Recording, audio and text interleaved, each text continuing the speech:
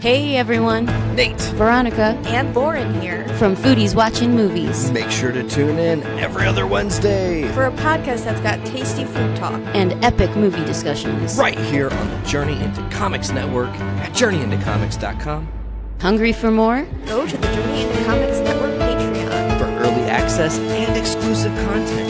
At patreon.com/journeyintocomics.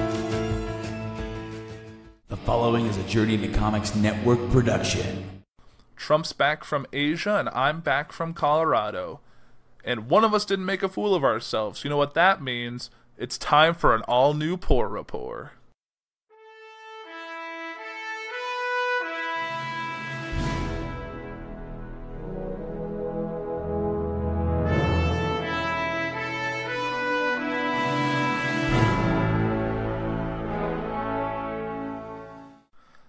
Good morning, ladies and gentlemen. Welcome to episode 12 of the Puhr Report. I am your host, Andrew Puhr, and I want to thank you for joining me. It's been a crazy week. It's been another week of traveling for me. I've been in Colorado, and I've been doing a lot of work, so I haven't had a chance to explore the city too much. I've finally made the trip out to the Coors Brewery, though, because where I'm working is in Golden, Colorado, and that's the famous place where they make all the Coors products, and that's actually where they make Blue Moon, which is separate from the place where I went to the Blue Moon Brewery, which makes basically everything but Belgian white, which is the most popular flavor. The Coors plant being the larger and a giant. I've driven past it multiple times, and it just stretches on for miles. I think you would need a shuttle or a car to go from one end to the other to do anything. It's a massive, massive place. And went there. I didn't have time to do the tour because I was trying to catch up before my flight out. I wanted to pick up something for my future brother-in-law because I know he really likes Coors Light and those products. So I went in just to use the gift shop. So I talked to the guy because it's such a popular place for tours. They actually have a parking lot and a shuttle service to take you to the front tour entrance. So kind of go in, and it's like any other, kind of like a museum you go to where like you go in, they give you a card and they take your picture, so like at the end you can get your picture in front of something. But it's kind of nice about this place is the next booth you go to, you hand them your ID and you get a green wristband which gives you one free drink of whatever inside. So if you're, depending on the time of day, if you're in the mood for a drink, you can get it. But since I was just going to the gift shop, I took it, didn't end up using it though. But kind of got to see a little bit of the kind of interesting stuff about the Coors Brewery. Got to see like an old copper kiln and some neat pictures from how it started out when it was just the banquet beer. And going upstairs, I got to see this massive gift shop. It's the size of a department store.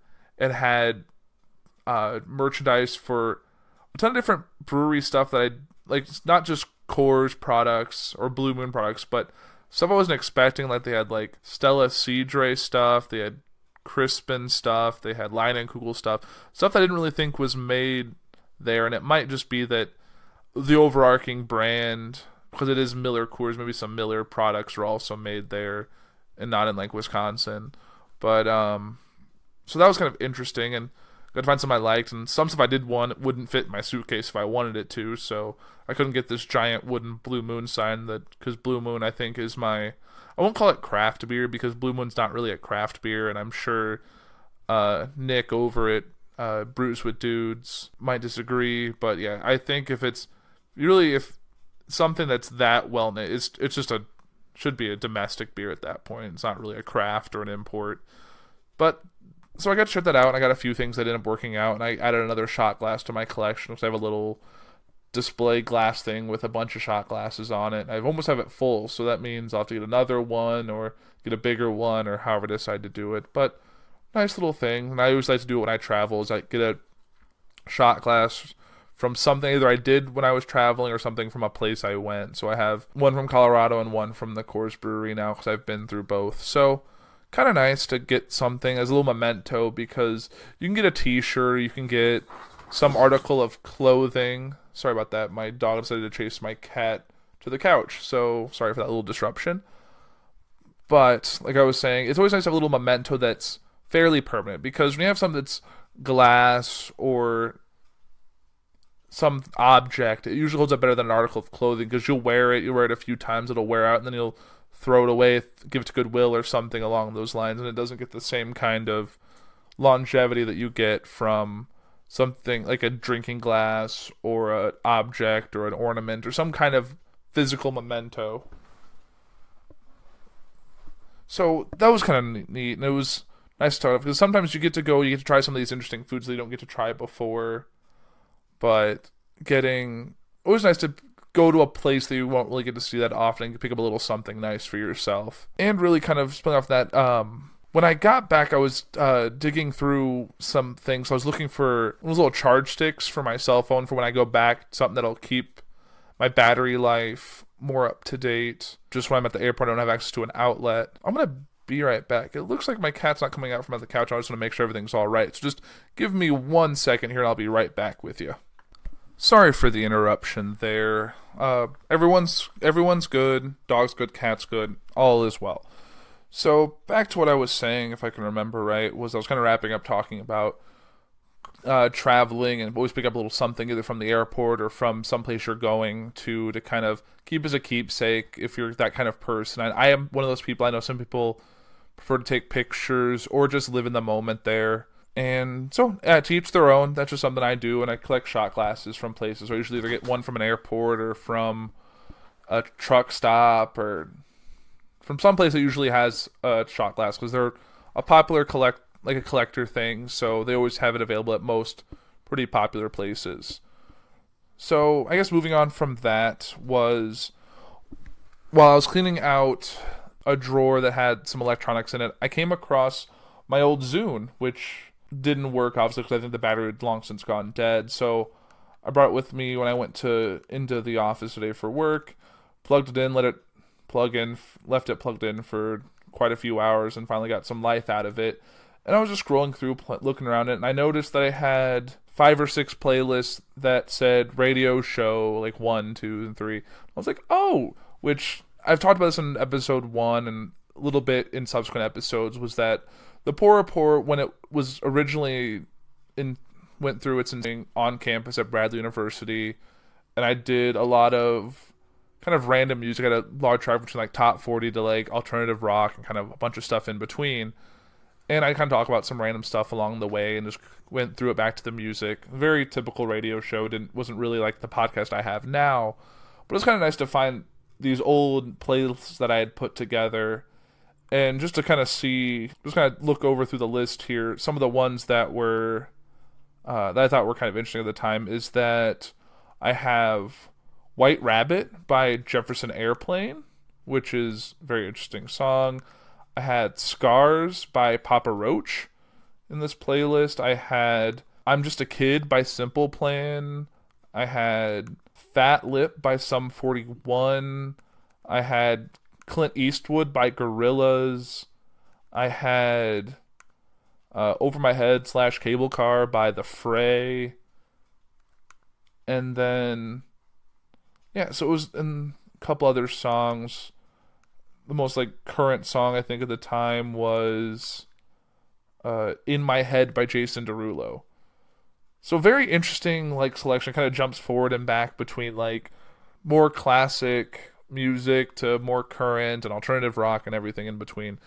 So just kind of my train of thought of something I was going through, and a lot of my other playlists are the same. It seems to always have a little bit of old stuff, a little bit of new stuff. Episode 2 I had Carry On My Wayward Son and For Whom the Bell Tolls, and then Billie Jean and Dust in the Wind, and also threw in All I Do Is Win by DJ Khaled, and then The Sound of Silence from Simon and Garfunkel. So it just are really I just jumped back and forth between the genres, and I'm sure people who listen to it were like, what in the world is he doing? But it gave me the courage at the time to do something more interesting and able to put music on that I liked. And I'm a very genre hoppy person with music I listen to. I'm pretty sure on the Zune here I could shuffle from a top 40 song, which I guess top 40 of 2012 or 2013, but the last time I actually uploaded new music to this, to like classic rock to country, which is very little country. I'm not a huge country person, but there's a few songs I do like, and everything else kind of in between.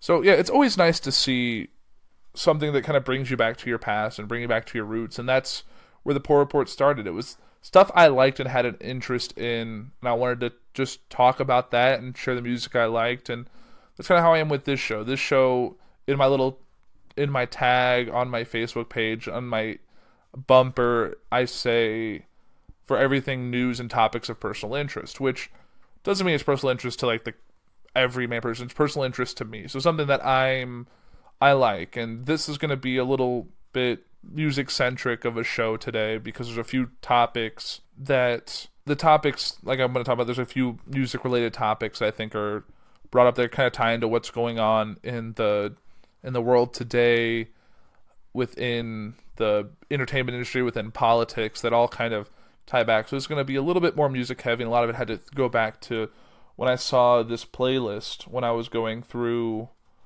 my Zune, which isn't like the original Zune. It's the 80 gig Zune that had the little squircle, which is that little square circle thing, which is very similar to what they had on one of the older iPods, except it was also a touchpad. So it was a neat little device, and unfortunately, we all know kind of the way Zune went, but we're probably going to see a Zune resurgence. Like, I could wipe this and sell it on eBay for a little something, probably nothing fancy, but I could probably make a little money off it, since Guardians of the Galaxy at the end showed a Zune as what people on Earth are listening to, or listening to music on, rather, not listening to. So, yeah, definitely a little bit interesting, but yeah, things you'll find. Also found a really old iPod Touch that doesn't have any music on it, but it's just the way things are, and I'm probably going to bring the Zune with me when I get on the airplane again, just to listen to old music, because it is an 80 gig Zune, so it has like 60 gigs of music on it, so got plenty of options. So I'm pretty happy with that find. I'm glad it still recharged, because for a good hour it was sitting there looking blank before it decided to trigger any kind of activity. So yeah, definitely happy with that find. And I guess keeping along with the music theme, there's one thing that I've been thinking about ever since I heard this song, which it's been a lot on the radio if you listen to like top 40 or more current radio stations. And since I don't have like satellite radio, when I don't listen to like an audiobook or listen to podcasts, I'll usually listen to a top 40 station from the Chicago suburbs. And a song that's come on a lot that I've been traveling is the song Praying by Kesha, which is a very un-Kesha song. It doesn't sound a lot like her bigger, poppier club hits that she's had that kind of a lot of people know her for. It's a very strong ballad, and it's a really powerful song, and it has a lot to do with her own personal feelings on the whole stuff she's gone through in the past couple of years with her music producer, who had some allegations against him and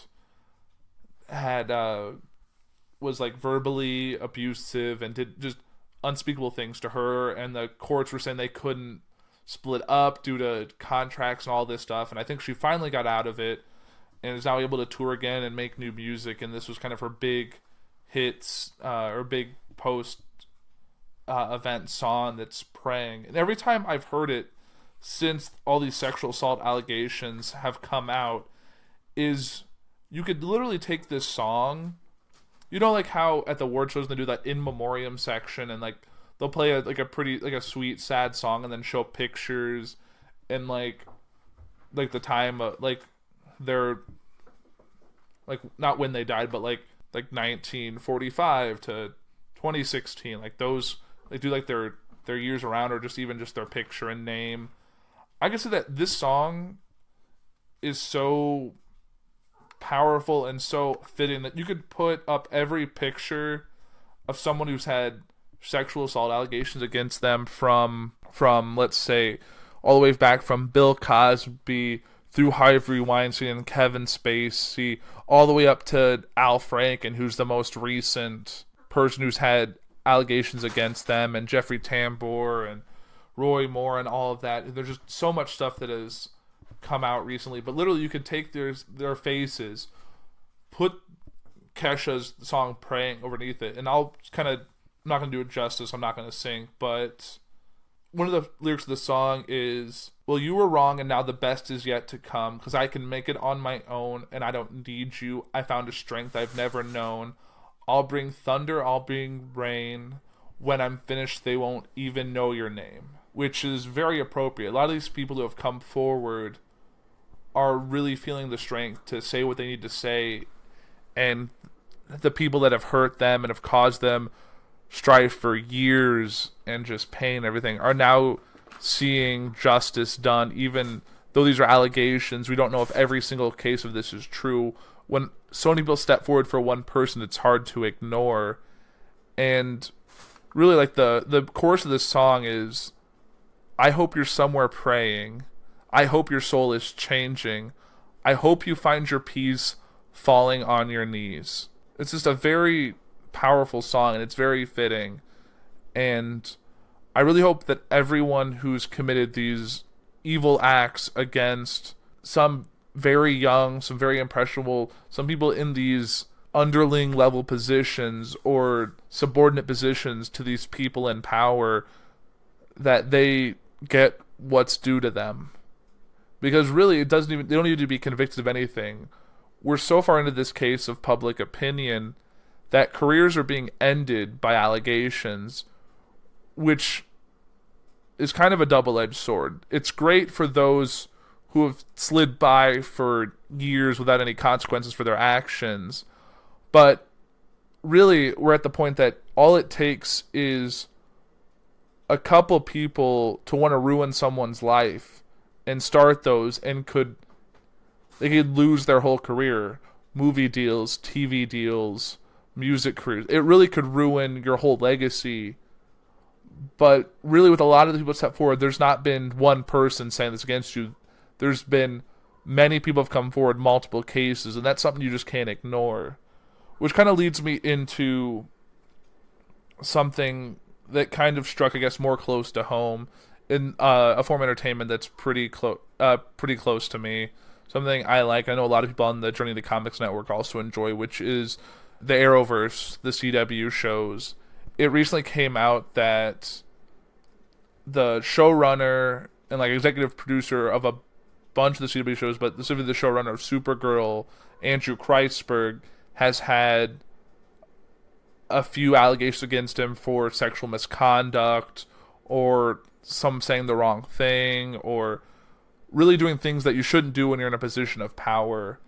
And when I first saw it, I was like, that sucks. I know some people thinking maybe these are false allegations, maybe this isn't true, because for the shows on this network, they're all about women's empowerment and standing up to people like this that are doing these, that are having these allegations against them. And to see something that close to home is really hard, especially on Supergirl, which is all about that show. That's all of these actions to an nth degree. And to see it kind of strike, I know right after this happened, a bunch of people stepped forward, and I can't remember if I talked about it on episode 11, but a lot of the female stars on the CW, as well as like Stephen Amell and Grant Gustin, stepped forward in support of the people on the network, the cast, the crew, standing up for them and giving them more a voice. But now I was really curious, on a recent episode of Fat Man on Batman Live with Kevin Smith and Mark Bernardin, that topic came up about Andrew Kreisberg. I was really curious to see how both of them react to it, because Kevin's directed Supergirl, he's directed Flash, he's had personal conversations with Andrew Kreisberg, and he recently had to deal with the whole thing with Harvey Weinstein, who was the man who kind of made his career what it was in the very beginning by by buying his first film and giving him kind of a leg to stand on and move forward in his career. And even though he doesn't do work with them now, speaking of Harvey Weinstein, it's still something that kind of taints his early work and gives him kind of pain about that. And now it's happening again with something he's done more recently. Like, he just directed an episode of Supergirl like 2 episodes ago. So something he's very recently seen and worked with Andrew Kreisberg.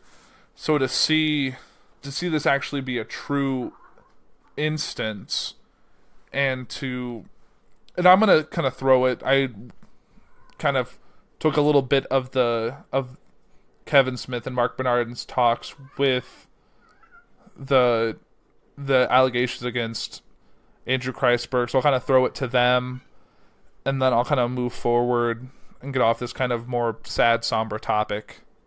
Now, let's do the not-so-fun stuff. Go ahead.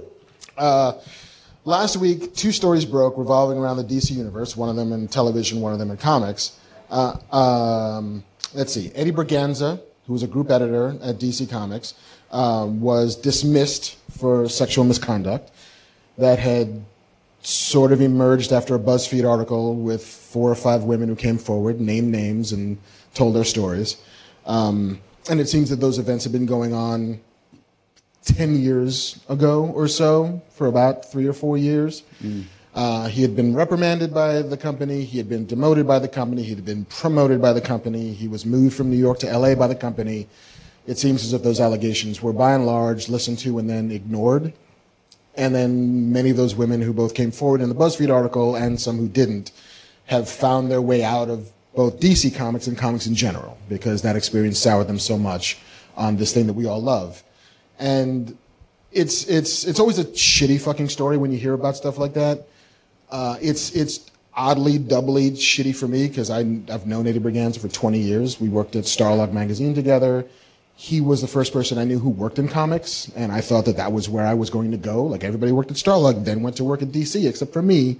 I went to Entertainment Weekly and became a journalist and not a comic book editor. But he called me and offered me Static Shock when that opportunity came around for me. I'm not going to say he was a friend, but we were friendly for certain. Mm-hmm. And then once, and it feels as if the dudes in comics are either accidentally or sometimes willingly deaf to the rumors that you hear in the industry about people like that. But once I did hear, I severed all ties from him. Like, I unfriended him, I scrubbed his email, I did all that shit. But it is a weird thing to know somebody who did reprehensible things, who is being punished for it, absolutely, and it feels as if there should not be a statute of limitations for this kind of activity, and it is just a weird fucking thing to have to reckon with, to have known somebody for that long and not known that this was who they were, and to try and both hold him accountable for his actions and for his conduct, but still remember that there's a human being there who probably has the potential and capacity to evolve. I'd like to think that everybody can change, that everybody can learn from mistakes and become a better person over time. But you've got to stare that thing in the face and deal with it. And I think that right now is his moment of staring it in the face and dealing with it. And I don't know who will be on the other side of it. I hope that he's got people near him that will keep him from doing awful things to himself, because here's a dude who, yes, did fucking shitty things, but also found out this week that he doesn't have a career anymore. And I can see despair grabbing hold of that really quickly. So I just hope that he doesn't do dumb shit, but I hope that he absolutely remembers and reckons with his actions and the damage that he's caused. The collateral damage that these people they don't understand going into it how many people it's going to affect, but it's cascading, and all of it's horrible and all of it's bad. And and then Andrew Kreisberg, the showrunner of Supergirl and executive producer of The Flash, was accused by 19 women and a couple of dudes of sexual misconduct, of touching inappropriately, of comments that absolutely make it an incredibly inhospitable workplace, to say the least, if not outright threatening. And so much of this is about the abuse of power. It's if you were somebody's boss, then they should not be afraid of you. Nobody should be afraid of anybody, but you have to realize that people are afraid to speak up for fear of their careers, for fear of their potential, for fear of income, of livelihood. And Andrew Kreisberg has vehemently denied, according to the Variety article, every accusation, because the Variety reporter, Maureen Ryan, had been working on this story for months, and she got 19 different sources, all of which explained what happened to them. And then before they ran the article, because she's a real journalist, they called Andrew Kreisberg and said, "We're running this tomorrow, is my guess. Do you want to respond?" And his responses were, "Not how I remember it. Never happened. Didn't do that. Never touched her. Never touched him. That's not what I said." And if the beginning of healing both yourself and the community has to begin with staring yourself and your actions in the mirror, he doesn't seem to be there yet. As a result, though, Andrew's been suspended? Yeah, suspended pending review. And I'm back. So now, moving forward away from that kind of more sad topic, I've seen this song in so many trailers for video games and movies, and like movie trailer song or like a TV show or just commercial a lot, is the song Power by Kanye West. I'm convinced that that's how Kanye West probably makes all of his money now. This song, it's the no one man should have all that power. I recently saw it in a trailer for the video game Assassin's Creed Origins. And I've seen it. I know it got really big play for the movie The Social Network a few years ago. It's such a popular song, and it so works in a lot of different things, but it's so overused. I've seen it in a ton of movie trailers. I've seen it in video game trailers now. I've seen it on like TV show, like teasers for like a new season or a season finale thing. And it's just crazy how much that song gets used. But I feel like when it's one of those songs that has a bunch of different uses, it can get played so many times. But it's just ridiculous that's something that gets played so much. You're like, okay, I get it. But it's a really catchy song, but it's just something like, come on, find a better song to use. Like, Assassin's Creed Origins doesn't need the song Power. I can't think of a song that you could use in its place, but it's got to be not that hard. And I'm assuming the more this gets played, the price tag for Power probably keeps going up, so you're going to pay a lot more to use it. But we'll see what is coming from that. So I guess that was, I have my little rundown of what I wanted to talk about today, and that was like my last big music thing I want to talk about. Another thing I talked about that's become kind of a lifesaver while I've been traveling, and I don't know if I've talked about it before, which is the TV Time app, which is an app on your phone. It shows up as an icon with a big yellow box with a black T in it, and basically you open that app up, you create an account, and you kind of favorite all the shows that you want to keep up with. And after you've done that, you'll have a list of all the shows, when they air, how many episodes you've seen. So it's like a show like Family Guy or like, say, Arrow. It'll show you can check that you've watched the first 4 seasons, or the first 5 seasons, and it'll tell you how many you have left and when they air. And what's really nice about traveling is that I just go to my checklist and it'll say, oh, you're 2 episodes behind on Gotham, or you're 3 episodes behind on American Horror Story, or it kind of tells you that. So it gives you something that's like a checklist. So you're like, oh, I've actually seen this episode, and you'll check it off. Like, earlier today when I watched, I'm trying to finish Marvel's Inhumans, so I have like 2 episodes left, and I kind of caught up on that a little bit today. So it's just one thing that you kind of just check off the list. You're like, oh, I've actually seen that, so I can check that off, and then it tells you how many you have left. And it also gives you a hint like, oh, I didn't realize that ABC took a week off, so there's no new shows this week, so I'm good there. Or, oh, there is no Comic Book Men after Walking Dead this week. I guess I'll have to see it next week.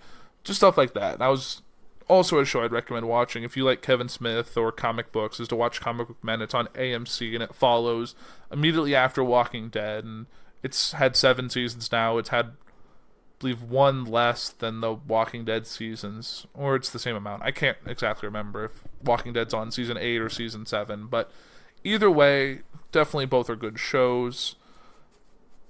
And yeah, it's definitely made my life easier with the amount of shows I like to watch and like to keep up with. And I know I've been slowly working through Stranger Things, and I know that's the Journey into Comics that just dropped yesterday, which was their Stranger Things big spoiler episode. It had Nate and Kate and Brando and Veronica talking about the full season 2, which I guess I'm going to have to wait a little bit because I don't want to be spoiled, because I don't like to be spoiled by TV. I've already been spoiled by Game of Thrones. I wasn't spoiled by Westworld. I don't want to be spoiled by Stranger Things, and definitely don't want to be spoiled by Justice League. So hopefully when I see that, I guess tomorrow,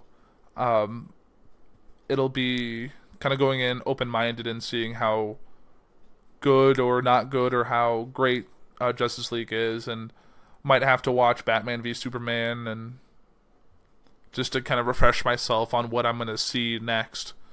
Because Wonder Woman, even though it was the most recent DCEU movie, it was still a prequel and didn't really tie too much into the events of what we're going to see in Justice League.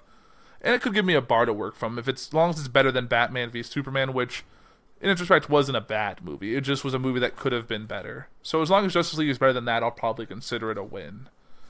And I guess I really don't want to talk about He Who Must Not Be Named on this episode, so I will end my episode here. A little short episode today, and I'm hopefully going to get back to the longer episodes once I'm done traveling, which at this rate doesn't seem like it'll be done until January, probably at the earliest. But I'm going to have a couple weeks off in there, so hopefully I can get some nice, good, meaty episodes, can dive into some more current news stories. But I guess one other thing I kind of want to tease is, already kind of made plans for it, but episode 13 is going to be a special guest on a couple special topics. So I'm just going to say that if you're a flat earther and you're listening to my show, you might not want to tune into episode 13. And that's all I'll say about that. So I guess I want to encourage all my listeners to keep up with my social media, which is at The Puhr Report on Facebook, Twitter, Instagram, all the social media stuff. Don't have Snapchat. I don't use anything other than those main three. Sorry, my cat is meowing in the background because I think he's hungry, so I'll probably feed him after I'm done recording this. But encourage you to list all the other shows on the network. If there's a show on the network that you haven't seen and kind of want to know what they're about, you can listen to our Best of the Week show, which drops on Sunday, which gives little quick segments of some of the earlier shows, or the shows from that past week. So you can see your Journey into Comics, you can see your Puhr Report, you can see your Foodies Watching Movies, your Journey into Wrestling, you can see your Podcastrophe, you can see your Voice of Survival, you can see your Brews with Dudes, you can see all of those shows. And you can also listen to them early by going to our Patreon, which is patreon.com/journeyintocomics, which is going to be dropping some... I have some couple Patreon exclusives on there. I know Journey into Comics has some, Butt Stuff has some. So it's just a chance to get a little bit of extra, and you can get them all the episodes early for $1 a month, or you can listen to them, or listen to all this special content, all these exclusives for $3 a month. So I encourage you guys to do that if you're really liking what you're hearing, because that just makes the life easier for us on a network when we're putting this out. We're not making money off these, but making a little money helps cover our cost to host, and making some more money off that will help us do some more cool stuff for you. So if you like the other shows on the network, I know I try and keep up with all the shows on a weekly basis, so I encourage everyone to keep up with that. And with that, I guess I will sign off, and I will see you next week for episode 13. Alright guys, have a great day,